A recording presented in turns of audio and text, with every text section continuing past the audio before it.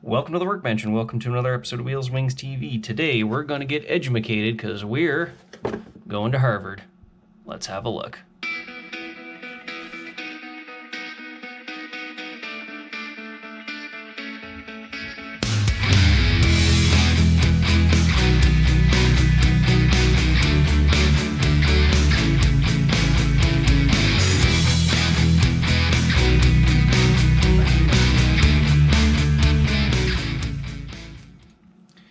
First sprue, and as we can clearly see, majority of this kit is actually a repop of the Academy T-6 Texan. So we've got fuselage halves with some very nice, very fine panel lines and rivet detail. A little bit of an attempt at the fabric texture on the rudder and the elevators.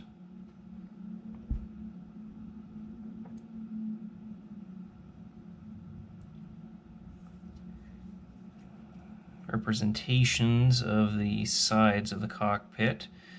This was a tubular structure, and in fact you could actually take the entire side off of the fuselage for maintenance and access. We've got our cowling, one piece. We've got our engine, relatively simplified, but there's a little bit of fin detail and push rods are represented. Our exhaust collector,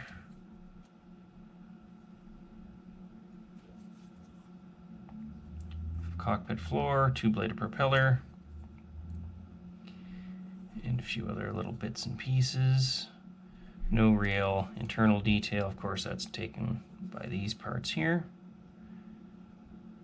Off to a good start so far.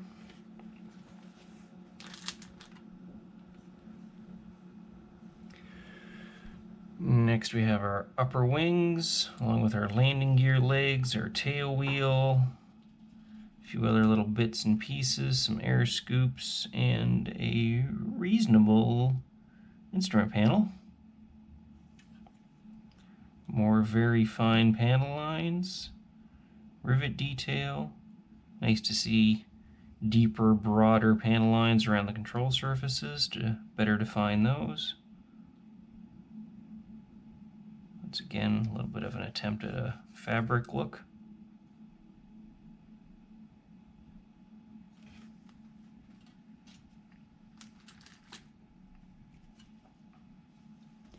In the last of the gray parts, we have our lower wing, complete span, some radio masts, our main wheels, the rear instrument panel,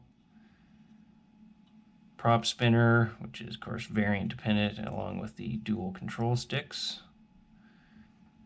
Even more nicely done engraved panel lines, access hatches, deeper, broader panel lines for the ailerons and the flaps. Looking pretty good.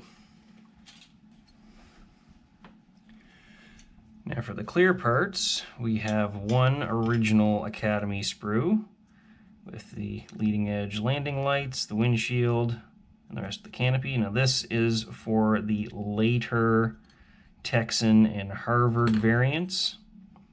As you can see, it does not have the excessive amount of framing. That is where Special Hobby steps up to the plate. So we've got three different rear canopy sections, complete with all the framing, as well as the forward cockpit section. Very clear, very crisp panel lines.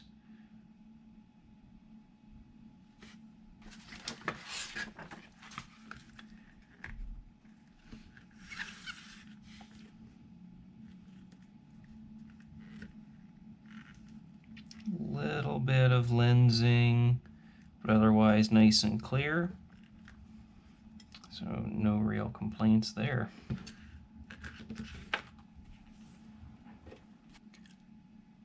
And rounding out Special Hobbies contribution, we have some resin and photo etch. So we have a new pitot tube, some sort of cross member connector piece of some description, probably for the cockpit, I'm going to hazard a guess. We have those little cone trumpety looking things that you see on the outside of a lot of British aircraft, which name escapes me as to exactly what they are. I believe they have to do with wind speed measuring, if I'm not mistaken, or cockpit ventilation, something like that. We've got the extended exhaust pipe with the pipe for the cockpit heating, which was very much appreciated in the cold prairie Canadian winters.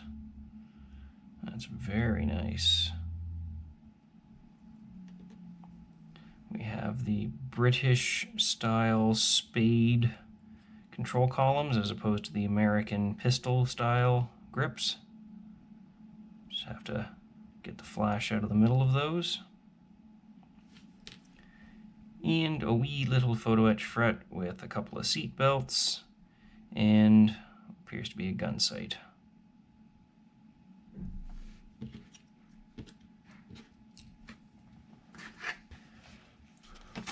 And that brings us to the instructions. Of course, Harvard Mk.II, British Commonwealth Air Training Plan, or the BCATP. Most of which was done in Canada. A big chunk was paid for by Canada. And that is one contribution a lot of people forget. Regardless of whether you were a New Zealander, an Australian, British, South African, whoever, a lot of Commonwealth pilots did their initial training here in Canada at one of the many, many, many training bases. Vast majority out in the prairies. The wide open spaces were quite good for inexperienced pilots. You could land damn near anywhere and didn't have to worry about hitting too many trees. I digress. Nice big old blurb on the history of the Harvard or the Texan, depending on what you prefer to call it.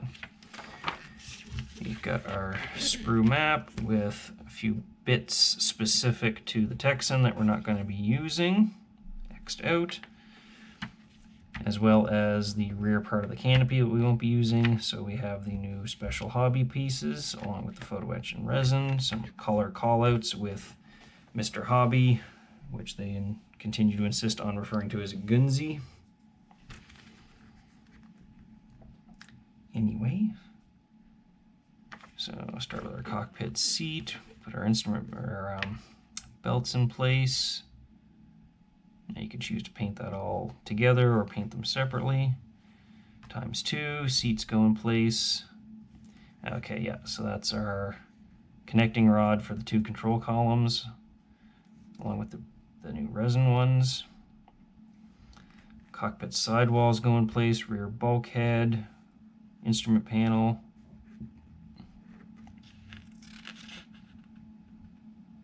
Rear instrument panel and forward instrument panel. I do need to cut down and remove some of the rear fuselage here.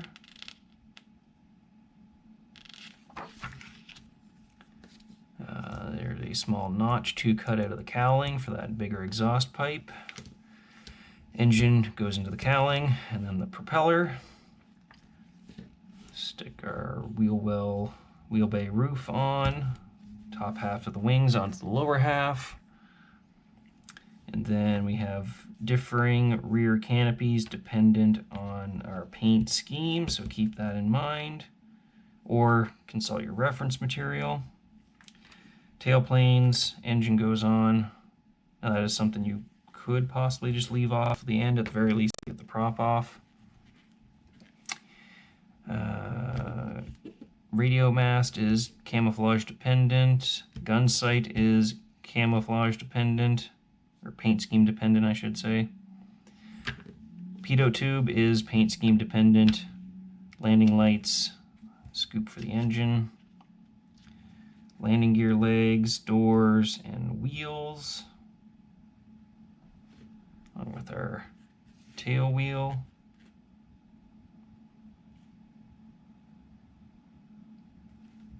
Got our exhaust pipe. Now that's something you'd probably definitely want to leave off for the end for weathering and painting. Once again, this little dingus, paint scheme dependent. And your Harvard is finished. Gotta love 72nd scale aircraft. They go together quick. So, of course, the one we like the most here in the Great White North, Harvard Mk.II of Service Flying Training School, Medicine Hat, Alberta, 1943. Apparently flown at one point by Josef Vavrik, who had joined 312 Czech Squadron. Photographed during a flight sitting in the cockpit of this airplane. So, special hobby, a Czech company, bringing the Czech connection onto a Canadian aircraft. What did I tell you? Lots of people from all over the Commonwealth and whatnot, other countries did train here in Canada. Harvard 2B of number 16 Polish Flying Training School in Nottinghamshire, England. So another multi-ethnic aircraft. We got Polish pilots in the RAF training in England on an American airplane. And of course, big thing in Canada, trainers were typically all yellow for maximum visibility. In England, where there was still a chance that you could get bounced by some German fighters, they did have camouflage on top with yellow on the bottom. You've got another Harvard Mk.II of 20 Service Flying Training School, I'm assuming Southern Rhodesian Air Force or South Rhodesian Air Force, Cranbourne. This aircraft destroyed in a mid-air collision with another aircraft. So we're going to have a natural metal finish with big yellow panels, standard RAF roundels, nice colorful scheme. Harvard Mk.II, number 2, Service Flying Training School, Royal New Zealand Air Force, Woodburn. Arrived in New Zealand along with other cargo aboard merchant ship Limerick and saw service until 1958. That's in a kind of more standard looking British camouflage, dark earth, dark green on sky with just a little bit of yellow, a little more utilitarian looking.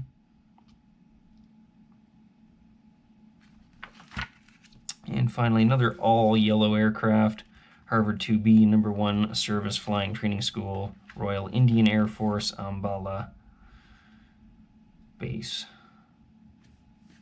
So, lots of colorful options out of the box for various Harvards around the world. But like I said, here, most people are probably going to go for the Canadian option. And of course, being camouflage A, that means we are going to want, so we're going to want to leave that light in place. We are going to want the new resin pitot tube.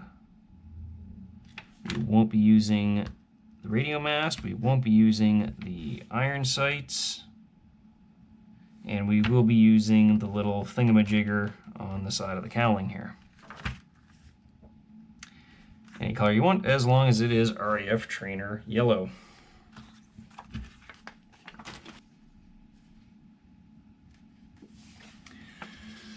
And finally, our decal sheet. So we've got lots of decals, and by the looks of it, if you have a couple of Harvards in the stash, you can probably do, I'm going to say, at least 3 of the aircraft off of this sheet. So you got some extras for the spares bin there. Now these are very glossy. They're not very thick, not thick at all, very, very thin. They do have a lot of clear carrier film on them, which makes me wonder if Special Hobby isn't doing the same sort of thing as Edward, and you can peel the clear film off of these once they're set on the model. So it might be something to test out. but colors look pretty good. Registration looks good, no fuzziness, everything's nice and sharp. Reds are maybe a little on the bright side. Should be a little bit more dull, maybe a little tiny bit of brown in them. Instrument panels just white circles and lines, but kind of surprised they didn't put a colored photo etch instrument panels in this kit to give you the full treatment, but I'm sure Edward or somebody else has something suitable.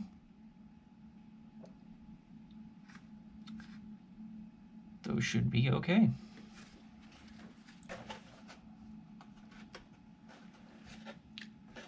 So the new special hobby, 1/72nd scale Harvard.